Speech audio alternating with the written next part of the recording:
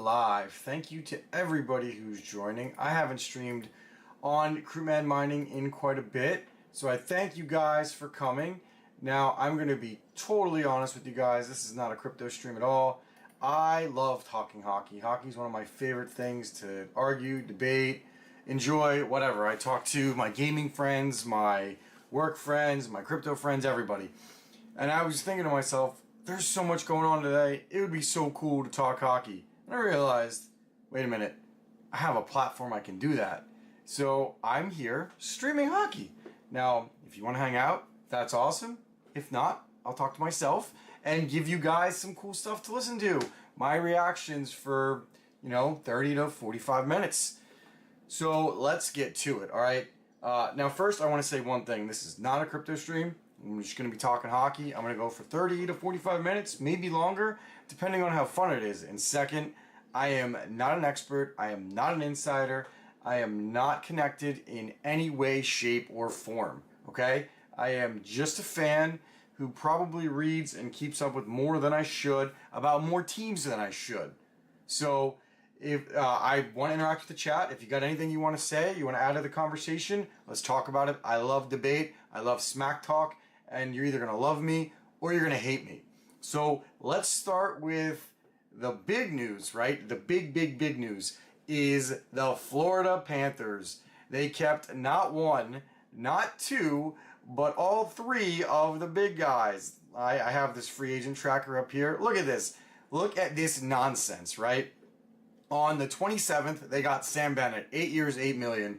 Not really surprised on that one. Everybody kind of saw that one. The whopper was today. Somehow, I don't even know how they pulled this off, right? They got Aaron Ekblad at 8 years, $6.1 million. Now, he got overpaid on his first contract, in my opinion. So if he wanted to stay, he was going to have to take a hometown discount. But 8 years at $6.1 million, that is a wild discount. Now, the 8-year deal is important, right? Because you figure he would... because you figure he would only get 7 years on the open market, right? So let's just say he got, I don't know, right? Let's say he could get $8 million in the open market.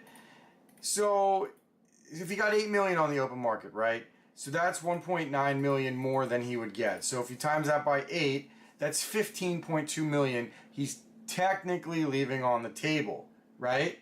Well, if you take into account his cap, or if you take into account the state tax, I don't have the exact numbers because Florida doesn't have any state tax because it would depend on where you're signing. But like, if you were going to sign in like a city like Toronto, which he wasn't going to do, but maybe you're going to pay 50% state tax. So you can take 25% of your salary and just light it on fire because you only get taxed on the games you play you're only saving money on the games you play at home, right? So you're really only missing out on like 7.5 million. That's a lot of money, right? But when these dudes are already making, what is this, a $48 million contract, I think he's going to be okay. And there's something to be said about just winning. And then, of course, when they signed Bennett and when they signed Ekblad, you knew Marchand was staying there.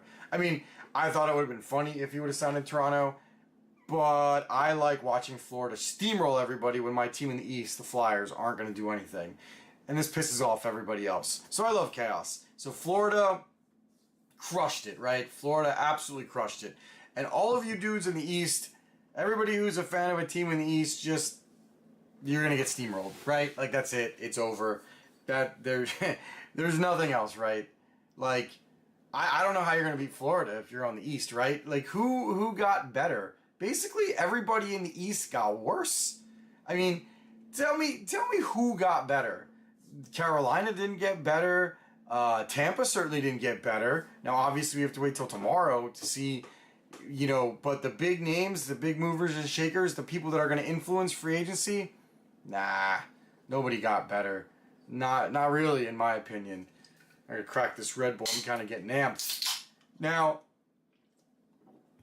the other signings, I'm not really, nothing really kind of stuck out, to me at least on the East.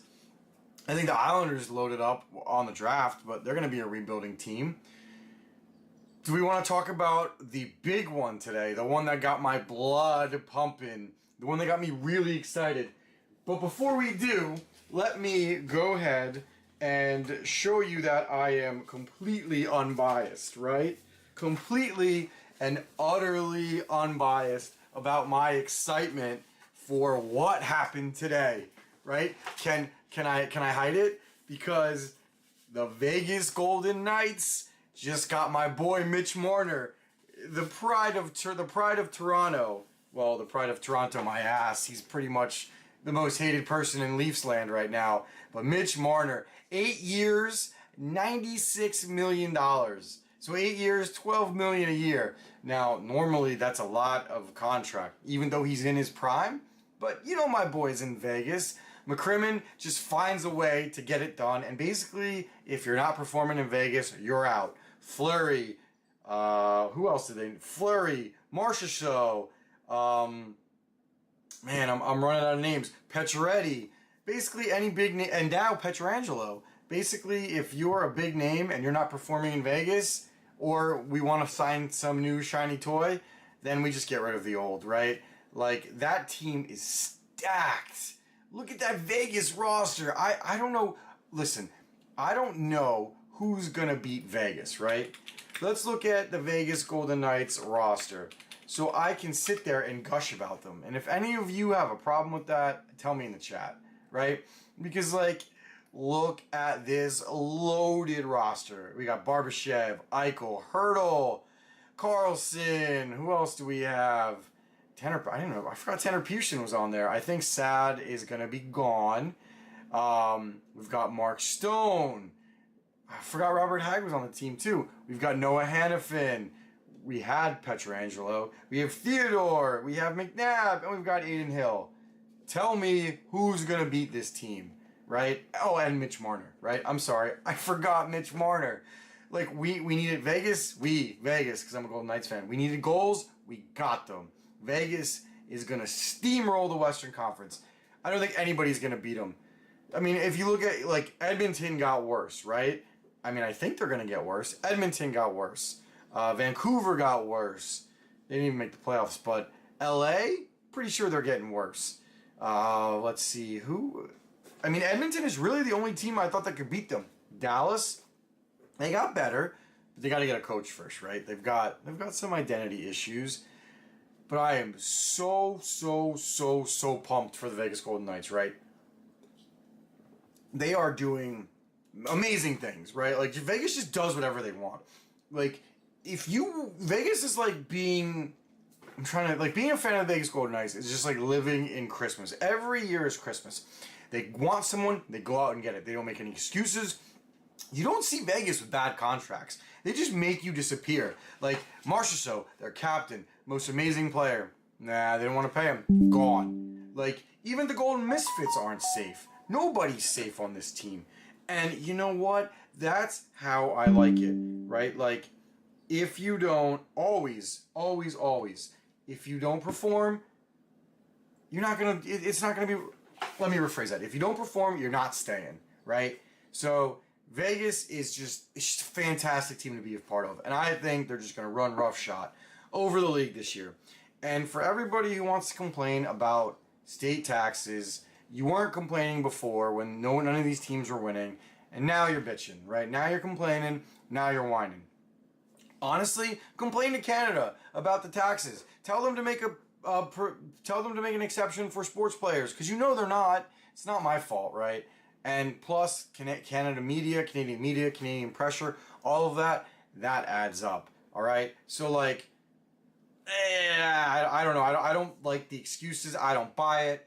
Like, if it's a problem, so Elliot Friedman went on Spittin' Chicklets today, and he said if it's a problem in 6 years, maybe they'll revisit it. But I don't know, man. I don't know how you could revisit it. I don't know. Not a fan of people complaining about it. Look, my main team, when they stop hurting me, the Philadelphia Flyers, we have state tax and we deal with it just fine. Honestly, people want to go to winners. Vegas, Florida, Tampa, Colorado. Vegas, Florida, Tampa, Dallas.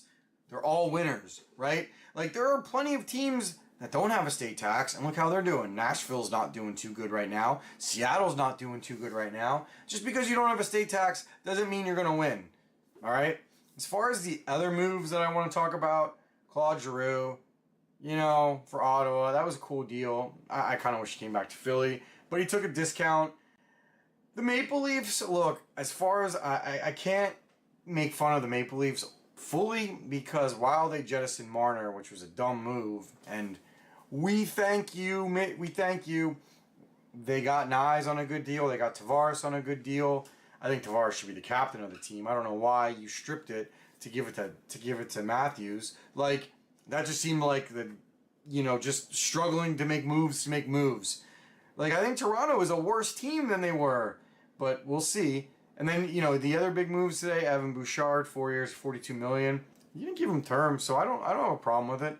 But Edmonton's got a lot of holes to fill, and I don't know what they're gonna do about McDavid, if you ask me. But we'll see. Let's see the other moves. Provorov. I used to be a huge Provorov fan. Paying him 7 years at $8.5 million. I will say this, right? The cap is going up. The cap is going up quite a bit in the next 3 years. So, $8.5 million right now is like hold on, let's look at the cap, right?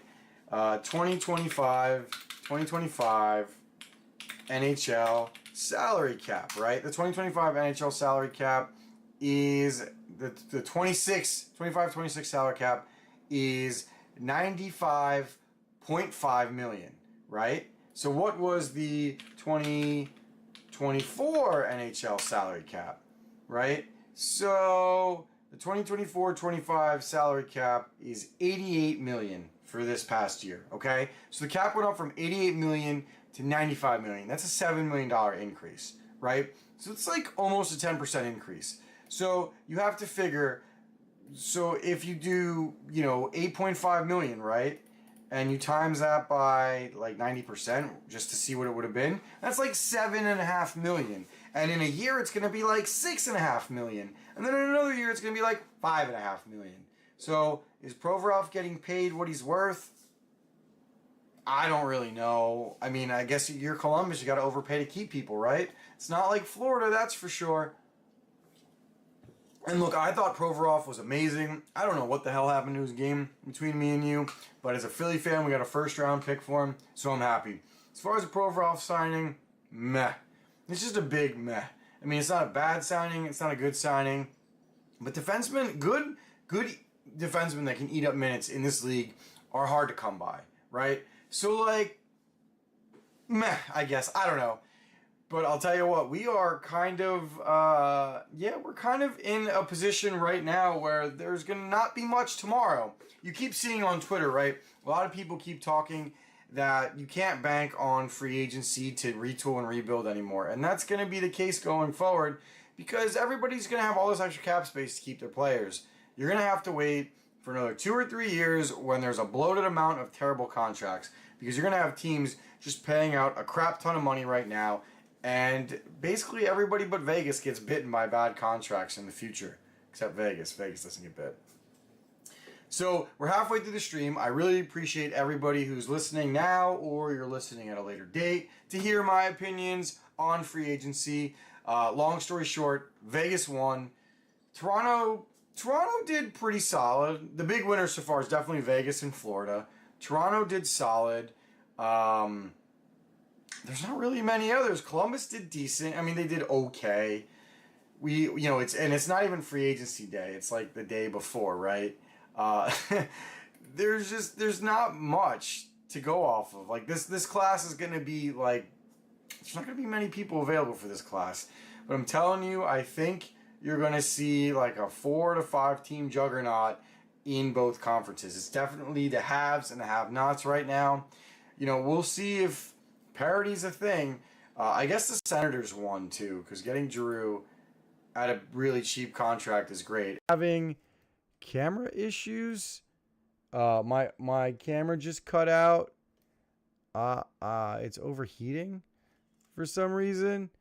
So yeah, I don't know why it's overheating. We're going to try to reconnect it. I do apologize about that. Let's see. It says it's overheating, and I've never had it overheat before, but it's been on a lot today. So maybe that's why. Well, anyway, guys, I think that's it for this stream. It's going to be a 15-minute short one because my camera died midstream. So thank you guys for watching. We might do some more of these streams. Thank you for hanging out with me. We didn't get too many views, but that's all right. I didn't expect it. I kind of just want to talk about my feelings. All right, guys, that's it for this one. I'll see you on the next one, and I'm sorry my camera died. Peace out.